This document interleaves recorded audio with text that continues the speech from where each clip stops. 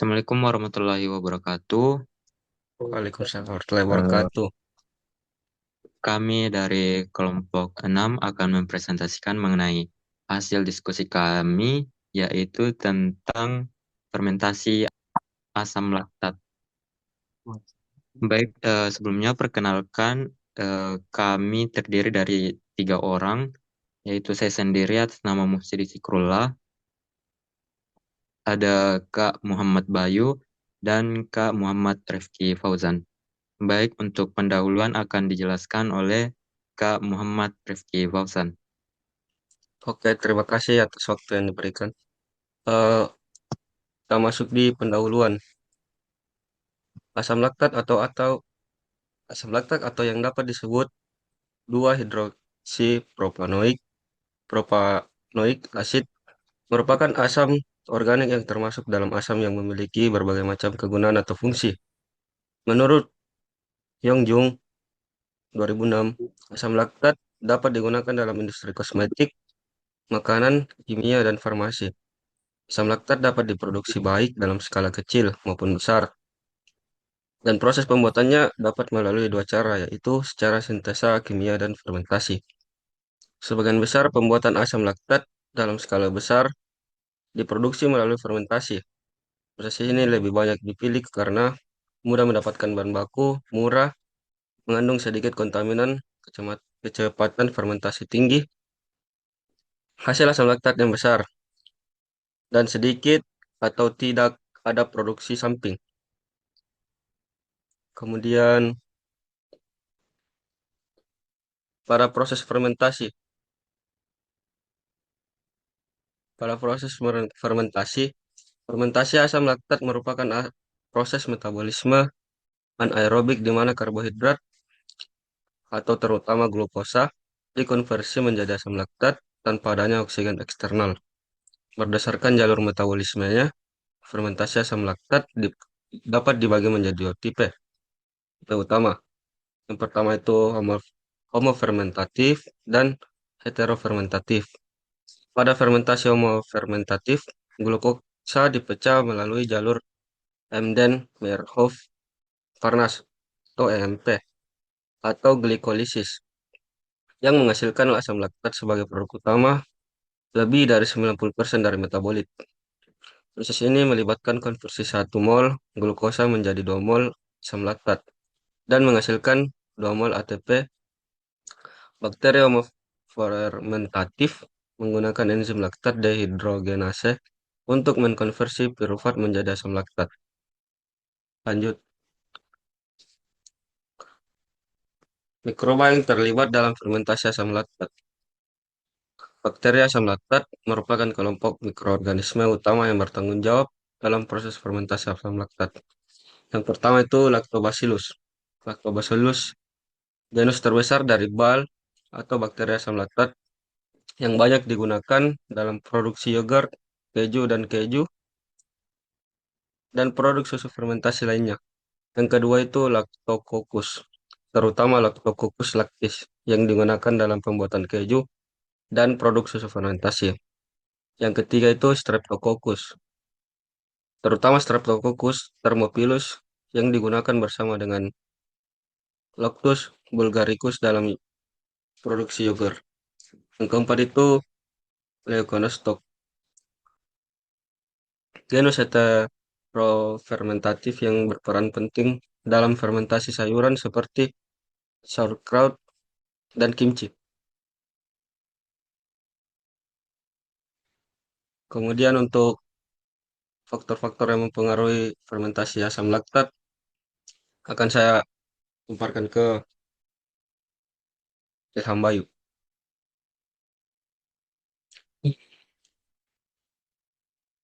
Oke, baik. Terima kasih atas waktu dan kesempatannya. Perkenalkan saya Muhammad Ilham Bayu dari kelompok 6 ingin melanjutkan PPT terkait asam laktat. Untuk faktor-faktor yang dapat mempengaruhi fermentasi asam laktat sendiri, Pak. Eh, Adapun itu yang pertama nutrisi. Ketersediaan nutrisi tersebut merupakan faktor yang penting ya dalam fermentasi asam laktat. Memiliki keutuhan nutrisi yang kompleks, tidak hanya memerlukan sumber karbon dan nitrogen, tetapi juga berbagai vitamin, mineral, dan faktor penumbuh lainnya. Yang kedua sendiri itu pH-nya ya.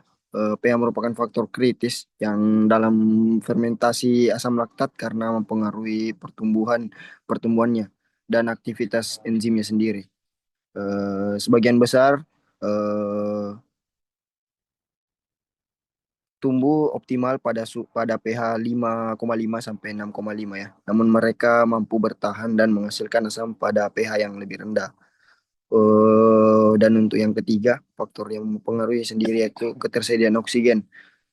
Umumnya dianggap sebagai mikroorganisme anaerobik, fakulatif, atau mikroaerofilik. Ketersediaan oksigen tetap mempengaruhi jalur metabolisme dan produk fermentasi yang lainnya.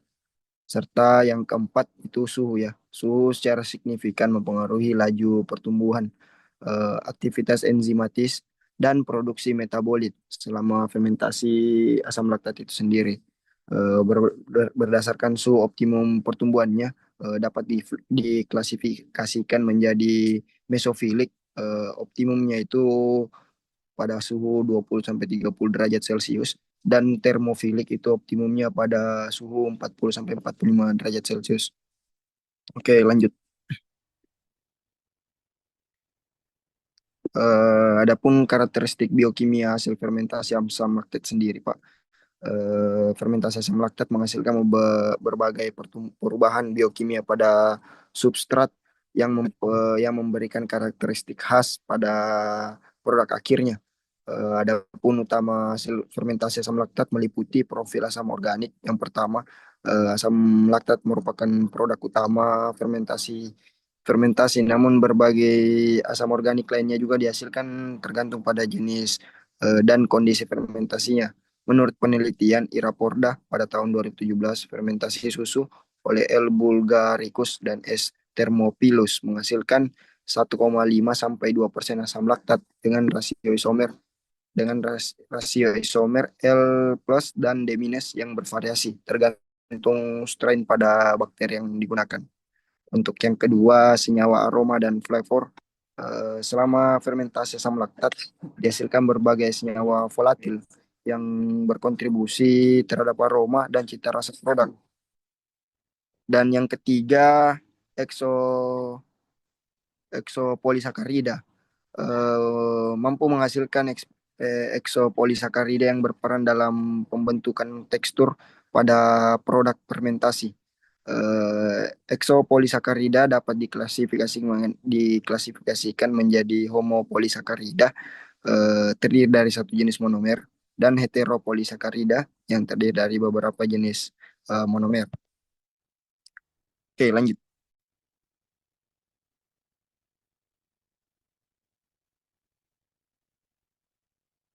Untuk karakter mikrobiologis produk fermentasi asam laktat, eh, produk fermentasi asam laktat memiliki profil mikroba ya, yang mikrobiota yang khas, yang berkembang selama proses fermentasi dan berkontribusi terhadap karakter produk sendiri. Yang pertama itu yogurt.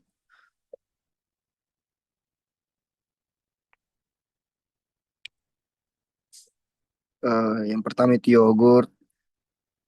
Menurut standar Kodeks Alimentarius, yogurt harus mengandung minimal 10 pangkat 7 CFU per gram. Thermophilus dan L. bulgaricus yang hidup hingga akhir masa simpan. Dan yang kedua itu kimchi. Profil mikrobiota kimchi mengalami suksesi selama fermentasi. Pada awal fermentasi, Leuconostoc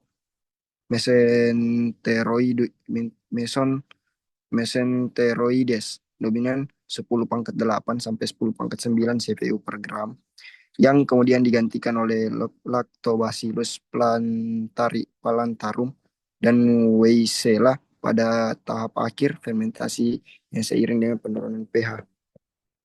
Untuk keju sendiri, profil mikrobanya sangat bervariatif, tergantung pada jenis keju. Keju cheddar mengandung 10 pangkat 8 sampai 10 pangkat 9, 10 pangkat 9 CFU per gram lactococus lactis pada awal pematangan. yang kemudian menurun selama penyimpanannya. Dan yang keempat itu sayur sayur kraut. Sauerkraut, fermentasi sauerkraut melibatkan suksesi mikrobiota yang dimulai dengan dominasi leukonotok mesenteroides 10 atau dalam kurung 10⁻7 sampai 10⁻8 CFU per gram dan diikuti oleh Lactobacillus plantarum dan Pediococcus pada tahap akhir fermentasi. Oke, baik, mungkin sekian dari saya. Mungkin akan dilanjutkan oleh Muhammad Sidik. Saya kembalikan ke Muhammad Sidik.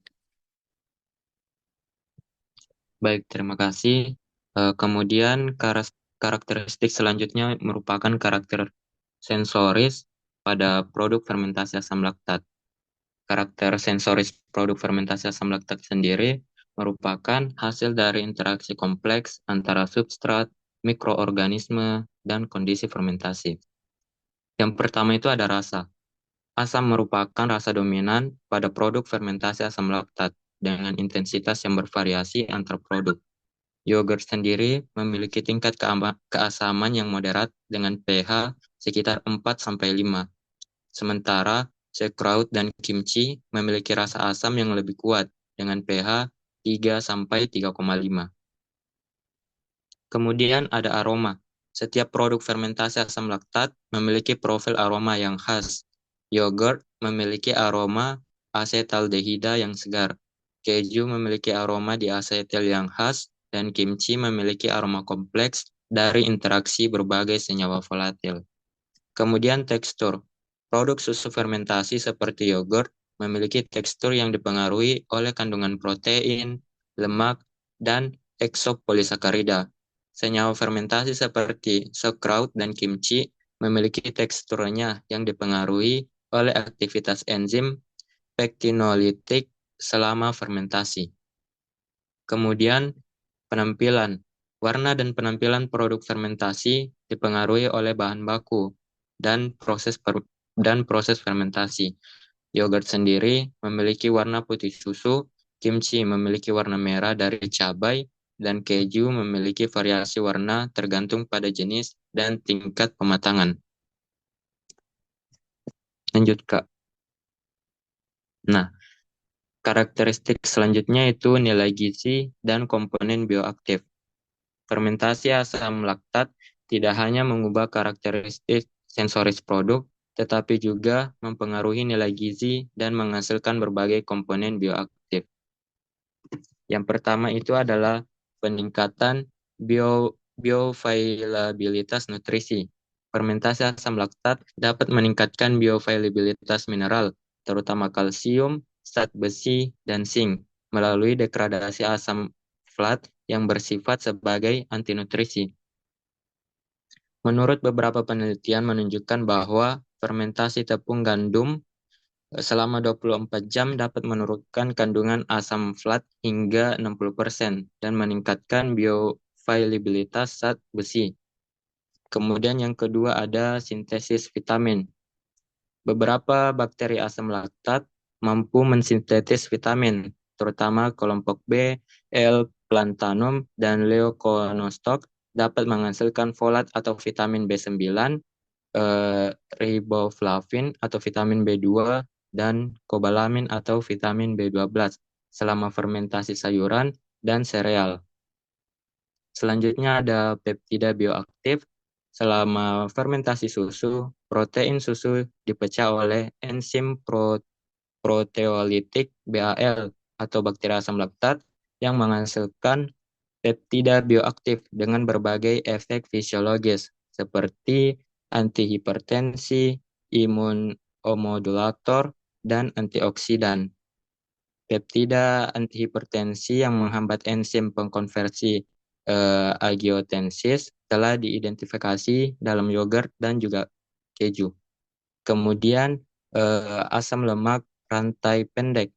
Fermentasi serat pangan oleh bakteri asam laktat menghasilkan asam lemak rantai pendek, terutama asetat, propionat, dan butirat, yang memiliki berbagai efek kesehatan termasuk menjaga kesehatan usus, meningkatkan respon imun, dan berpotensi mencegah kanker kolorektal.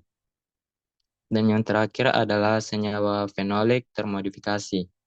Fermentasi sayuran dan buah-buahan oleh bakteri asam laktat dapat meningkatkan biostabilitas senyawa fenolik melalui dekonjugasi atau hidrolisis ikatan glikosidik. Menurut beberapa penelitian, fermentasi jus blueberry meningkatkan aktivitas antioksidan produk karena meningkatkan kandungan asam fenolat bebas. Itulah tadi pemaparan materi dari kelompok 6 mengenai bakteri, mengenai fermentasi asam laktat. Apabila ada kesalahan dalam fermentasi kelompok kami, mohon dimaklumi. Sekian dari kelompok kami. Wassalamualaikum warahmatullahi wabarakatuh.